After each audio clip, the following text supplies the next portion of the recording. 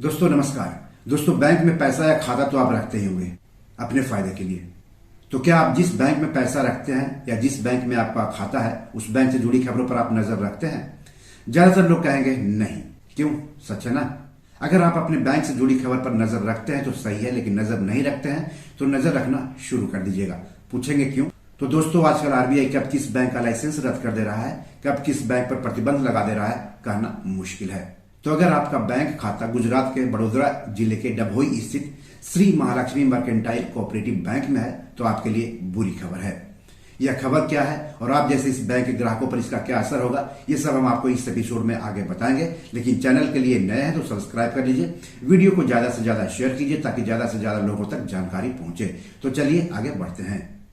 दरअसल देश के केंद्रीय बैंक भारतीय रिजर्व बैंक यानी आरबीआई ने Shri Mahalakshmi mercantile cooperative bank का लाइसेंस रद्द कर दिया है। लाइसेंस रद्द कर दिए जाने के बाद अब बैंक ने 12 जनवरी 2024 से बैंकिंग कारोबार बंद कर दिया है, यानी बैंक के बैंकिंग कारोबार पर पूरी तरह से अब रोक लग गई है। रिजर्व बैंक ने इसकी जानकारी दी है। रिजर्व बैंक ने कहा है कि 12 जनवरी 2024 के आदेश के जरिए Shri Mahalakshmi mercantile cooperative bank का लाइसेंस रद्द किया गया है। आरबीआई ने साथ ही गुजरात के सहकारी समितियों के रजिस्ट्रार से बैंक को बंद करके बैंक के लिए एक परिसमापक नियुक्त करने का आदेश भी जारी करने का अनुरोध किया है। रिजर्व बैंक ने Shri Mahalakshmi mercantile cooperative bank का बैंकिंग लाइसेंस रद्द करने की वजह भी बताई है, तो आपको भी वजह जाननी चाहिए। तो इन 5 कारणों से Shri Mahalakshmi mercantile cooperative bank का लाइसेंस रद्द किया है आरबीआई ने। पहला कारण, बैंक के पास पर्याप्त पूंजी और आय की संभावना नहीं है। दूसरा कारण, बैंक मौजूदा बैंकिंग कानून के कई प्रावधानों का पालन करने में नाकाम रहा है। तीसरा कारण, बैंक को जारी रखना उसके जमाकर्ताओं के हितों के प्रतिकूल है। चौथा कारण, बैंक अपनी मौजूदा वित्तीय स्थिति के कारण अपने मौजूदा जमाकर्ताओं का पूर्ण भुगतान करने में असमर्थ होगा। और 5वां कारण, यदि बैंक को आगे अपने बैंकिंग कारोबार को जारी रखने की अनुमति दी जाती है तो सार्वजनिक हित पर खराब प्रभाव पड़ेगा। रिजर्व बैंक ने आगे कहा है कि बैंक का लाइसेंस रद्द कर देने के बाद Shri Mahalakshmi mercantile cooperative bank के बैंकिंग कारोबार, जिसमें कि दूसरे काम के अलावा जमा राशि को स्वीकार करना और जमा राशि की चुकौती शामिल है, पर तुरंत प्रभाव से रोक लगा दी गई है। दोस्तों गुजरात के बड़ोदरा जिला स्थित Shri Mahalakshmi mercantile cooperative bank जो कि डभोई में स्थित है, उसका लाइसेंस तो रद्द कर दिया गया है। तो अब सवाल उठता है कि क्या बैंक के खाता धारकों को उनका पूरा पैसा वापस मिल सकेगा या पैसा गंवाना पड़ेगा, और पैसा पाने के लिए अब उनको क्या करना पड़ेगा? तो इसके जवाब में आरबीआई का कहना है कि लाइसेंस रद्द करने और परिसमापन यानी लिक्विडेशन कार्यवाही शुरू करने के साथ डीआईसीजीसी अधिनियम 1961 के अनुसार Shri Mahalakshmi mercantile cooperative bank के जमाकर्ताओं के भुगतान की प्रक्रिया शुरू की जाएगी।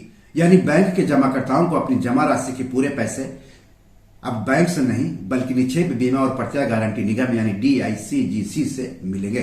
पैसा पाने के लिए डीआईसीजीसी क्लेम फॉर्म 2021 भरकर जमा करना होगा। डीआईसीजीसी की वेबसाइट पर यह फॉर्म आपको मिल जाएगा। वेबसाइट का लिंक इस वीडियो के डिस्क्रिप्शन में दिया हुआ है। ज्यादा जानकारी आप अपनी बैंक शाखा से ले सकते हैं। परिसमापन के बाद हर एक जमाकर्ता को डीआईसीजीसी अधिनियम 1961 के प्रावधानों के अधीन निक्षेप बीमा और प्रत्यय गारंटी निगम से अपनी जमा राशि का 5 लाख रुपये की मौद्रिक सीमा तक की जमा राशि बीमा दावा राशि का अधिकार प्राप्त होगा। यानी 5 लाख रुपए तक ही किसी भी ग्राहक को मिलने की उम्मीद है, भले ही बैंक में उनके कितने भी अकाउंट हो और उन अकाउंट में चाहे कितना भी पैसा क्यों न जमा हो।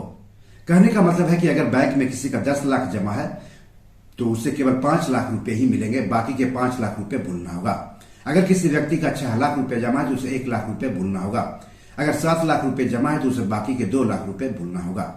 आपको बता दो कि बैंक पर उसकी खराब वित्तीय स्थिति की वजह से 3 मार्च 2023 के कारोबार की समाप्ति से प्रतिबंध लगा हुआ था। शुरू में 6 महीने के लिए प्रतिबंध लगा था, लेकिन बैंक की आर्थिक स्थिति पटरी पर नहीं आते देख आरबीआई प्रतिबंध की अवधि बढ़ाता रहा। अब 12 जनवरी 2024 के कारोबार की समाप्ति से इस बैंक का लाइसेंस ही रद्द कर दिया गया है। हम बात कर रहे हैं गुजरात के बड़ोदरा जिला स्थित डभोई के Shri Mahalakshmi mercantile cooperative bank का, जिसका बैंकिंग लाइसेंस आरबीआई ने रद्द कर दिया है और 12 जनवरी 2024 के कारोबार की समाप्ति से बैंक अब बैंकिंग कारोबार नहीं कर रहा है। बैंक का लाइसेंस रद्द करते हुए आरबीआई ने आगे कहा है कि डीआईसीजीसी ने बैंक के जमाकर्ताओं से प्राप्त सहमति के आधार पर डीआईसीजीसी अधिनियम 1961 की धारा 18 के प्रावधानों के तहत कुल बीमाकृत जमा के 24 करोड़ 58 लाख रुपए का भुगतान कर दिया गया है। आरबीआई का कहना है कि बैंक द्वारा दिए गए डाटा के अनुसार 99.36% जमाकर्ता डीआईसीजीसी से अपनी पूरी जमा राशि प्राप्त करने के हकदार हैं, यानी 0.64% जमाकर्ता अपने पूरे पैसे पाने में नाकाम रहेंगे। दोस्तों सवाल यहीं पर उठता है, सवाल है कि बैंक के बाकी 0.64 प्रतिशत जमाकर्ताओं को उनका पूरा पैसा क्यों नहीं वापस मिलना चाहिए?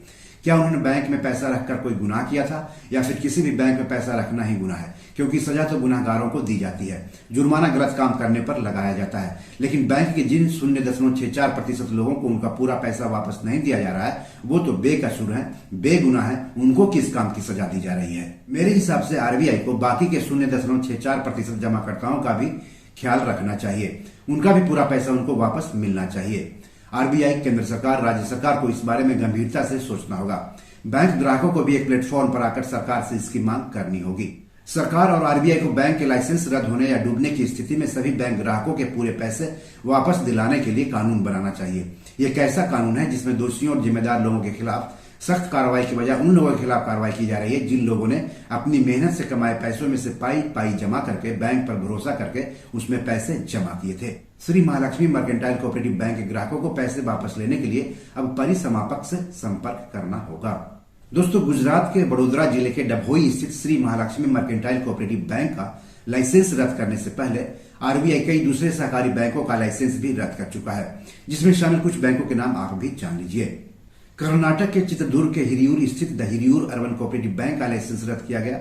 महाराष्ट्र के नासिक स्थित the Faiz mercantile cooperative bank का लाइसेंस रद्द किया गया। तमिलनाडु के मुसरी स्थित मुसरी अर्बन कोऑपरेटिव बैंक का लाइसेंस रद्द किया गया। महाराष्ट्र के औरंगाबाद के आदर्श महिला नागरिक सहकारी बैंक मर्यादित का लाइसेंस रद्द किया गया। उत्तर प्रदेश के सीतापुर के अर्बन कोऑपरेटिव बैंक का लाइसेंस रद्द किया गया। महाराष्ट्र के कोल्हापुर के इचलकरंजी स्थित शंकरराव पुजारी नूतन नागरिक सहकारी बैंक का लाइसेंस रद्द किया गया। महाराष्ट्र के अहमदनगर स्थित नगर अर्बन कोऑपरेटिव बैंक का लाइसेंस रद्द किया गया। महाराष्ट्र के नासिक जिला गिरना सहकारी बैंक का लाइसेंस रद्द किया गया। मुंबई के दकपोल कोऑपरेटिव बैंक का लाइसेंस रद्द किया गया। कर्नाटक के मस्की स्थित श्री मल्लिकार्जुन पट्टन सहकारी बैंक नियमितता का लाइसेंस रद्द किया गया। दोस्तों, ये आखिरी बैंक नहीं है, इस लिस्ट में बहुत सारे बैंक शामिल है। तो किसी भी सहकारी बैंक में आप खाता खुलवाने जा रहे हैं या खाता है उस बैंक में, तो बैंक से जुड़ी खबरों पर जरूर नजर रखें, क्योंकि पैसा आपका है और आपका पैसा आपके ही काम आए तो ज्यादा बेहतर है। तो बी योर मनी मैनेजर में आज इतना ही। एपिसोड कैसा लगा हमें जरूर बताइएगा। क्या आपका भी बैंक खाता Shri Mahalakshmi mercantile cooperative bank में है? तो आप क्या कदम उठाने जा रहे हैं हमें बताएंगे तो अच्छा रहेगा। इस एपिसोड या पैसा से जुड़े कोई सवाल तो जरूर पूछिए। आगे किस टॉपिक पर वीडियो चाहते हैं हमें बताएंगे तो अच्छा लगेगा। धन्यवाद, नमस्कार।